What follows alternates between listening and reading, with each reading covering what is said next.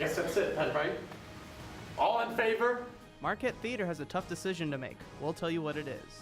How does the Bradley Center change over between games so quickly? We'll take you behind the scenes. We'll take you to the top of Marquette Hall to see the bell ringer. And a look inside this Marquette club, right here on Marquette Now.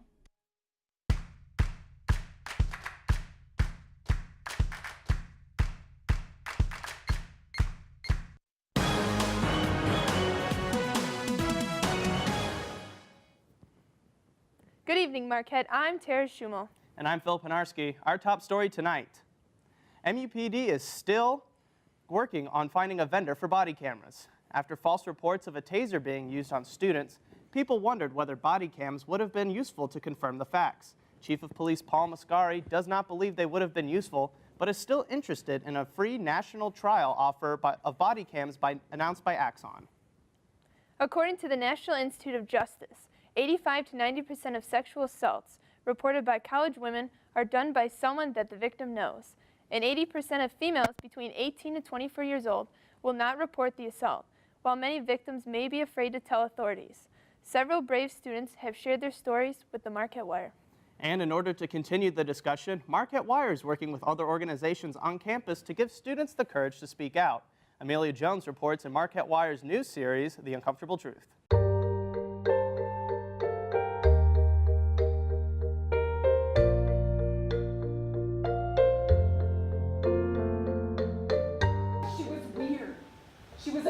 Or awkward, she wore the wrong clothes, or had the audacity to go to a lacrosse game when you didn't invite her. In Marquette Theater's production of Student Body, 10 students have a decision to make. We need to make a decision tonight. In the play, a classmate was sexually assaulted at a party, and they have a video of the incident. So now they must decide what to do with that video. You do this and you'll regret it. Was that a threat? This isn't what you think it is. All the characters, like, as it gets closer and closer to the subject of it, like, waver on, like, which side they stand on. Should we bring this video to the cops? Should we not? The play was cast in October, and opening night is next year, February 15th. Since the announcement of this play to the theater's schedule, Marquette was sued for allegedly mishandling a 2014 rape case. And then shortly after that, a student became part of an alleged sexual assault at a house party. And in the media, since October, there have been 14 celebrities publicly accused of sexual assault or harassment.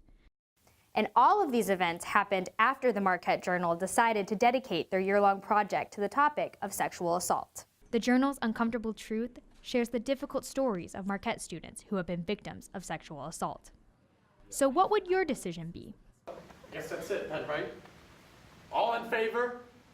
Find out what the students decide in Marquette Theater's upcoming production, Student Body. And don't forget to pick up your copy of the Marquette Journal's Uncomfortable Truth on stands now. For Marquette Wire News, I'm Amelia Jones. Student Body opens at Hellfair Theater on February 15th and will be broadcast live on MarquetteWire.org and MUTV. MUSG's Youre Not Alone campaign is reducing the stigma on mental health. The campaign was launched on Sunday. At the event, students and faculty were invited to hold up statements about their mental health and take a picture in Johnston Hall. President Lovell and his wife were among the participants. With all the negativity in the world, one Marquette student is making an effort to spread a more positive message with his new clothing line. When there's a lot of negativity on college campuses right now, Moo Tree wants to remind us that a positive outlook is everything. So Poise is a movement that I created about a year ago. I just thought I should create something that had a positive meaning towards it, because we're living in a world right now where there's a lot of crazy things happening, a lot of negativity being shown. So I just thought I should create something that could give people something to look at and follow. Sometimes I watch the news and I just see all they broadcast is negative things. So I think that was maybe one thing that really inspired me to do something like this. The movement has even given hope to some people. I actually had a girl message me and tell me that she has anxiety and depression and OCD, and she was just telling me like how seeing this movement is really helping her get through it. So I feel like just then it kind of shows like it's really working, and that's really what I was really trying to get by doing this. So The purpose of me doing this is to remind people to be mindful. So when they see somebody wearing this shirt or they're wearing this shirt, they can look and they can say, am I doing what the shirt is actually saying? So it's basically just a constant reminder to always stay positive throughout whatever you're going through. Austin says he sees the movement becoming something bigger. For Marquette Wire News, I'm Larson Seaver. To support Austin and purchase the clothes, follow the movement on Facebook and Instagram at The Poise Movement. Marquette's acceptance rate has increased to 20% since 2012, but administrators say the reason for the increase in acceptance rate is due to Marquette's increase in enrollment. The admissions office changed their methods to just marketing towards a smaller, more select group of applicants that were more likely to be admitted to Marquette. The BMO Harris Bradley Center is home to the Milwaukee Bucks and the Marquette Golden Eagles during basketball season. With all the stars that take their court as their stage, it's easy to forget the ones who put the show together. Maggie Glenn has the story. You might think the most important person on the court today is Marcus Howard. Or maybe Coach Wojciechowski. But they're not. Today, the honor belongs to someone you'll never see on the court. Today there is a sense of urgency. No practice, this is it. Not during the game, anyway. Derek McElwee rules the court between the games. He heads the team faced with a big task. The staff here has only 2 hours to switch the court's colors from blue and gold to green and white. Derek has helped with the floor changeovers at the Bradley Center since 2003. His first job here, however, started back when he had personal ties to the court. I've been with BMO Harris since I was a student at Marquette, and I graduated in 1991. This is a special day at the Bradley Center. Today we have probably about 28 to 30 guys trying to get it done a little earlier. It's the only Saturday this season when the courts will need to be switched in between a Marquette and Bucks game. Derek makes sure all of the crew knows what they're doing during the rush.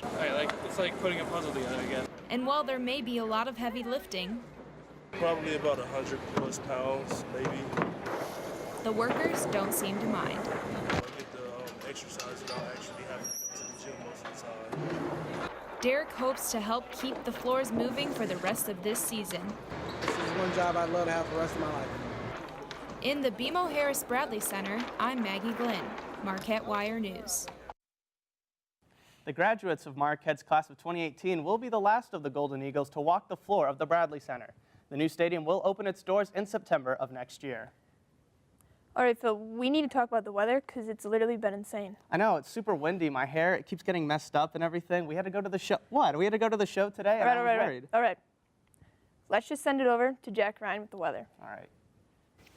And then tonight we will have clear skies with a low of 23 degrees and winds around 13 miles an hour. And then tomorrow we will have partly cloudy skies with a high of 28 degrees and winds around 13 miles an hour. And then in the rest of the state of Wisconsin, the highs tomorrow will be 26 degrees in Madison, in Eau Claire 24 degrees, just to the north in Wausau 21 degrees, and then in Green Bay a high of 25 degrees. And then the lows for the following 5 days. Tomorrow it will be partly cloudy skies with a low of 23 degrees. Heading into the weekend, make sure to break out those heavy winter jackets because we will have extreme winds with a low of 16 degrees on Saturday. On Sunday, we will experience partly cloudy skies and 26 degrees. And then heading into the week, we will experience another snowfall with a low of 17 degrees on Monday. And then on Tuesday, we will experience partly sunny skies with it being 18 degrees. Phil and Tara, back to you with the news. Thanks, Jack. When we return, we'll take you to the top of Marquette Hall to meet the bell ringer. And I found out about a new club sport at Marquette, plus a new installment of Down to the Wire with Amelia Jones. Stay right here on MUTV.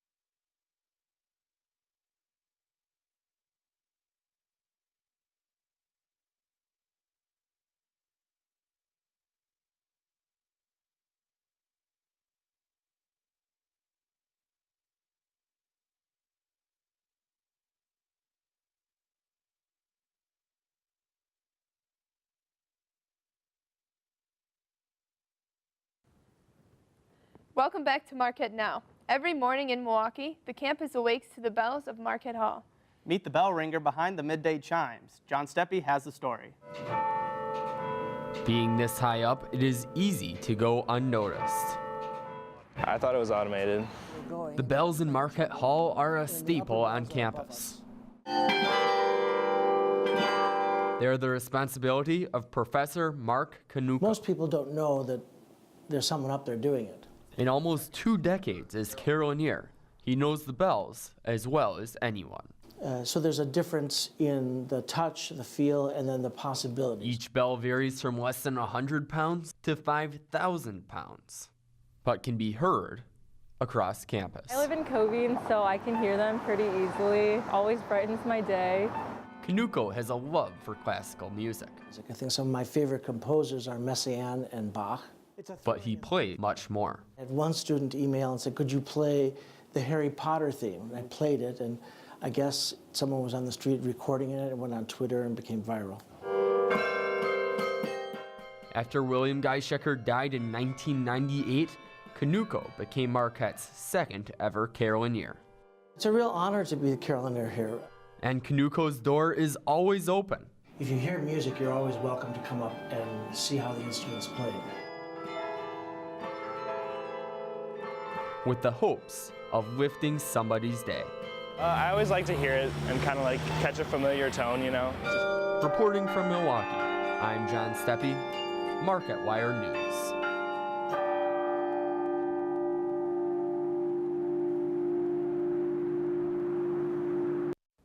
Canuco said he is always willing to take requests, but is also working on some of his own ideas. As of right now, he's preparing the theme to Game of Thrones. Marquette partners with Code.org, a national nonprofit trying to expand knowledge about computer science. The organization is aiding teachers of all grade levels to learn computer science and teach it more effectively to their students. This past Saturday, Marquette hosted an elementary computer science class for elementary, middle, and high school teachers. Starting next summer, STEM graduates can earn a Master's of Education and a Wisconsin teaching license within 14 months. Marquette's College of Education and Engineering received a $1.2 million grant from the National Science Foundation. This program allows students to focus on STEM as undergrads and then complete the education courses as graduates after they have learned the materials necessary. Marquette is home to nearly 300 student organizations. Out of all of those, I got the chance to check out one not many know exists. Most, Senior Patrick Connolly and other students spend their Friday nights 30 minutes off campus. It's good unless it gets... If it goes out, put it right here. All for Marquette's club curling team. I mean, at least that's how I try and run the club here, is I just try to make it very low stress, like something fun to do on a Friday. The shot here, Big Pat. Not quite a take, but a little extra weight and hopefully hit their red one. Been on their email list since like freshman year, and I figured I should do something senior year. So me and my roommate decided to try curling. We both love it, so. Marquette's first curling club was formed in 1993. The sport is best described as shuffleboard on ice, I guess. A little like bocce ball too, because you got to get closest to the center. Chess on ice. It might not look like it, but if you know what's going on, it is a chess game between two skips at a competitive level. In a game of curling, each team has 8 stones made out of granite with a metal handle on them. The object of the game is to send the stones down the ice, releasing it before the red line. The closest rock to the center of the target, called the house, wins. It's basically a game of trying to edge out your opponent and always trying to be the person who at the very last rock has the stone that's the closest to the center. The club competes in tournaments called Bonspiels. It's a very unique experience because curling is not just like a young person's sport. You literally have people up into their 80s or 90s playing out there on the ice. You're just like, how can they actually do this? Like, they're so frail, they're gonna fall. When it comes to curling, age does not matter. They are some very, very smart guys out there who are thinking at 1,000,000 miles an hour in a very, very slow game.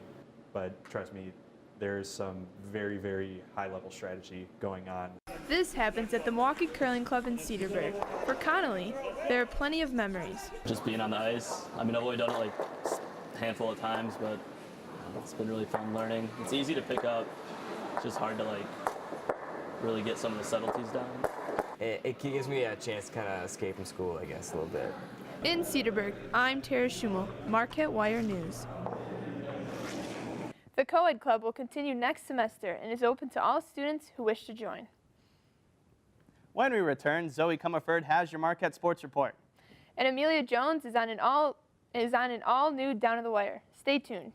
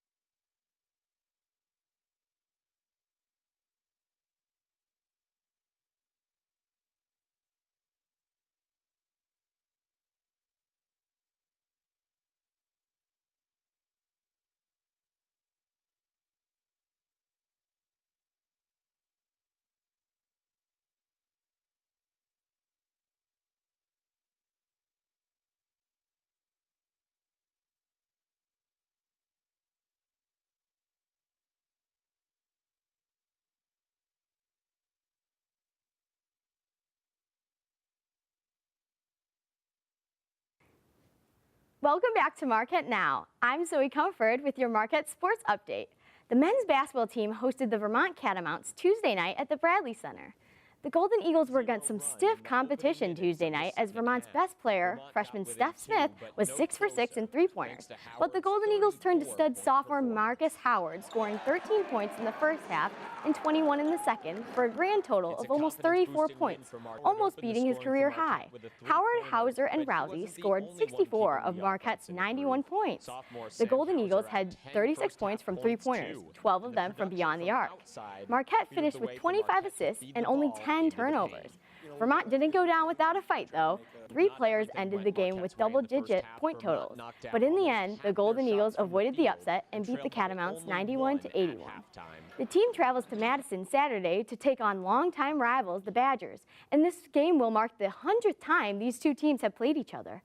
The first game was back in 1917, where Wisconsin narrowly defeated Marquette 15-14.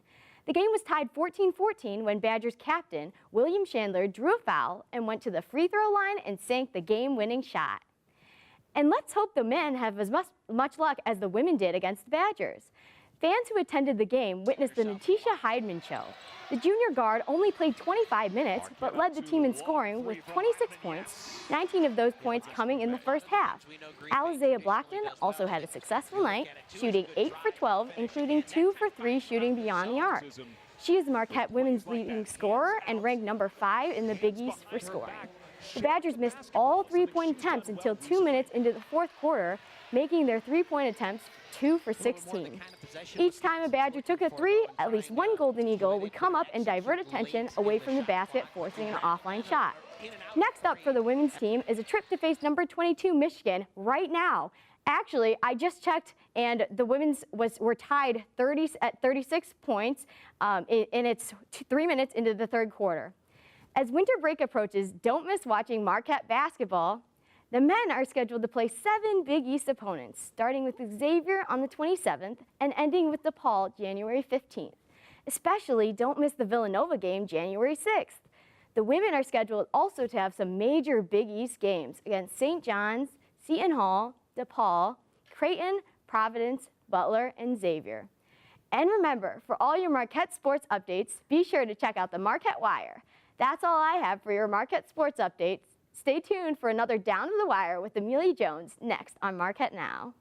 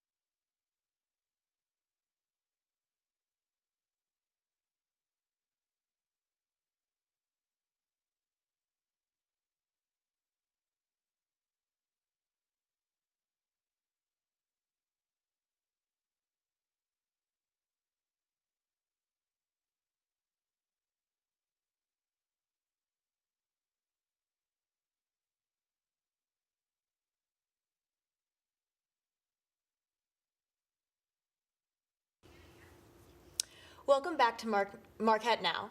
I'm Grace Terry, and I'm here with Amelia Jones. Thank you so much for being here today, Amelia. You're welcome. Thank you for having me, Grace. All right, Amelia here is to discuss the work she did for the Uncomfortable Truth series done by the Journal. All right, Amelia, can you tell us a little bit about the plot of The Student Body, which you covered?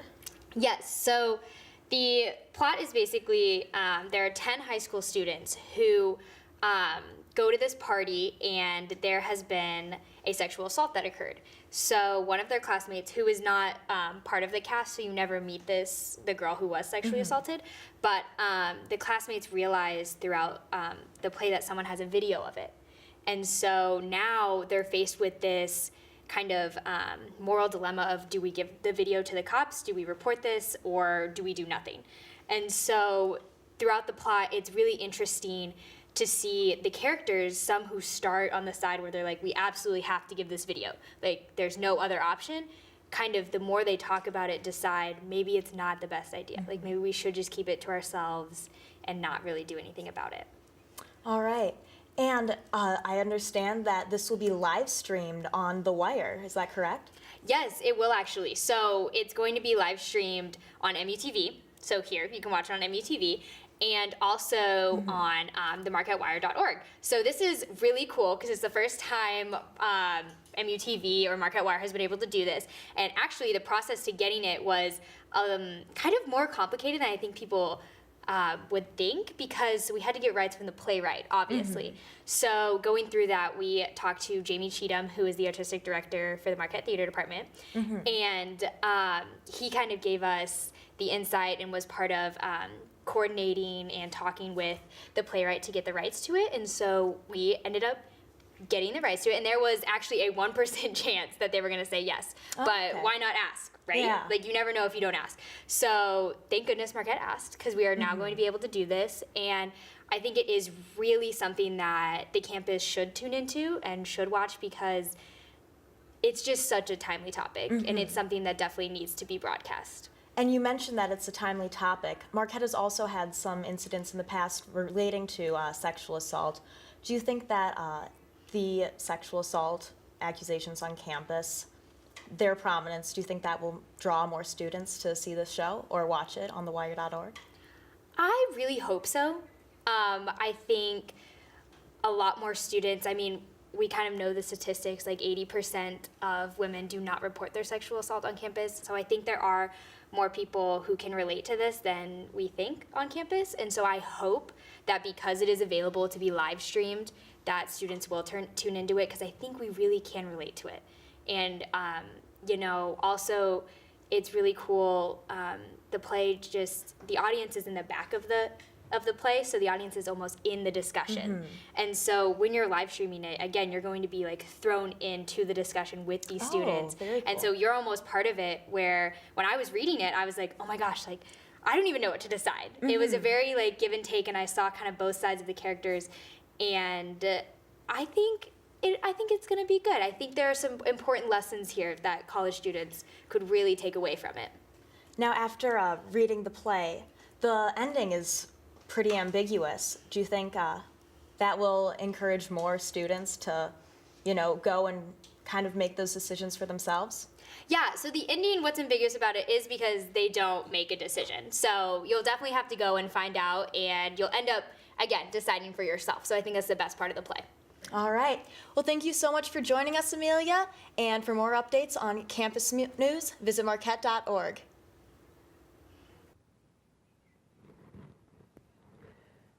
Thank you for watching. For more updates, please visit marquettewire.org. I'm Tara Schumal. I'm Phil Pinarski. Good night, Marquette.